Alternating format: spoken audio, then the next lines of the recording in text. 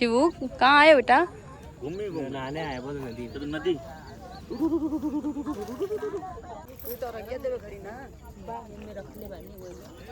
Finally आज है साल का सबसे बड़ा त्यौहार जिसको बोलते हैं छठ पूजा।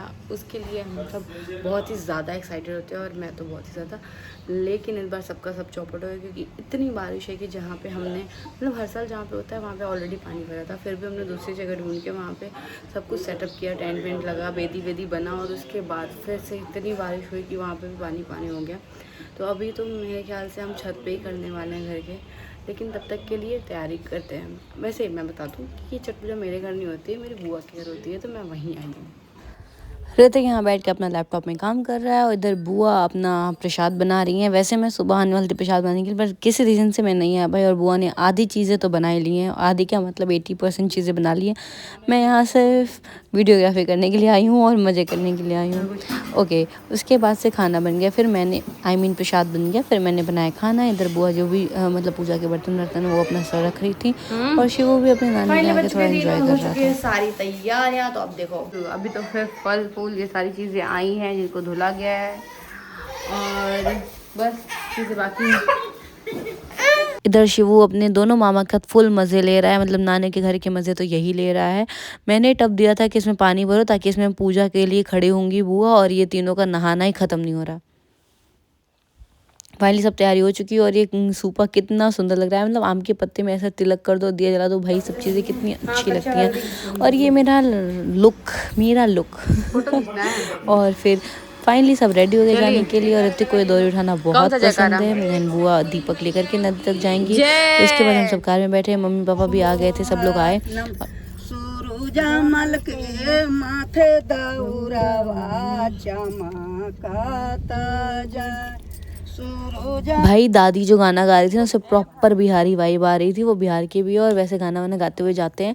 फिर हम गाना गाते बजाते यहाँ पहुँचे और उसके बाद से यहाँ पे मतलब सब कुछ अरेंज करना शुरू करा। जो बेदी थी हमारी वहाँ पे हम बैठे और वहाँ पे जो भी मतलब चीज़ें होती हैं वो सारी अरेंज करनी होती हैं, तो सब अरेंज की। दीजिए। तो सबसे पहले तो ये चावल और हल्दी का घोल होता है, चावल के आटे और हल्दी का घोल, वो करते हैं शुभ के लिए।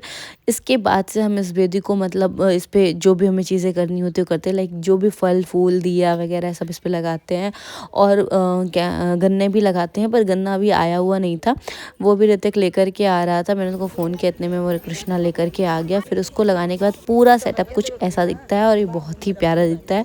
बस एक चीज़ की कमी थी और वो थी गाने की। छठी मैया के गाने लगते हैं तो वो बहुत अच्छी वाइब आती। खैर हमें तो लगा था कि हम इतना भी नहीं कर पाएंगे, मतलब हम पूजा नहीं कर पाएंगे, पर थैंक गॉड बारिश रुक गई, हमने इतना किया। इधर शिवू फिर से अपने मामलों के साथ मजे कर रहा था, कभी दादा के साथ कभी मामा के साथ। इसके तो मज़े ही मज़े हैं। और ये लोग उसको पानी में ऐसे भिगाने की कोशिश करते हैं। शिवू को पानी बहुत पसंद है और उसमें ऐसे ही खेलता रहता है। जीन्स उठा तो नहीं, गंदा लगे, गंदा पिक या ओ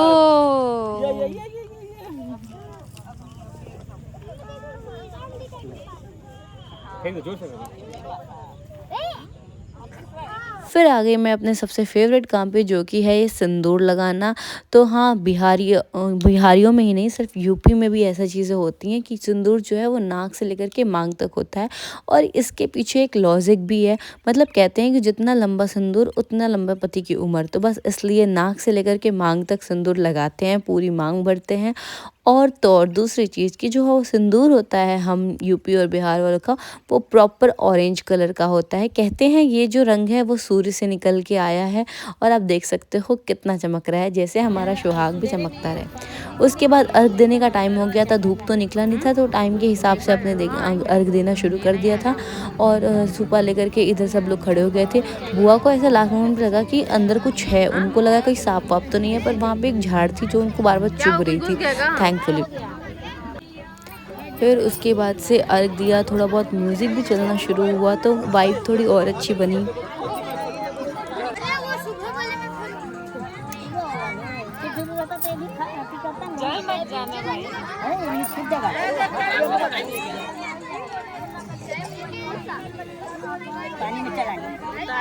गई भैंसिया पानी में।